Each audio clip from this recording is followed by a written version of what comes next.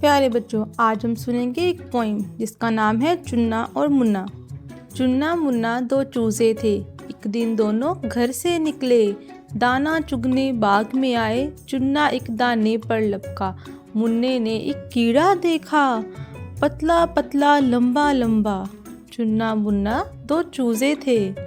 चुन्ने ने मुन्ने को बुलाया, जोर से पकड़ा जोर से खींचा। दोनों ने कीड़े को पकड़ा, कीड़ा बाहर खींचता आया। चुन्ना मुन्ना दो चूजे थे। बाहर निकला तो क्या देखा, इतना मोटा ताज़ा चूहा। चुन्ना मुन्ना डर के भागे, चुन्ना पीछे मुन्ना आगे। चुन्ना मुन्ना दो चूजे थे, एक दिन दोनों घर से निकले। मेरी वीडियो को लाइक करें, कमेंट करें और मेरे चैनल को सब्सक्राइब करना मत भूलिएगा।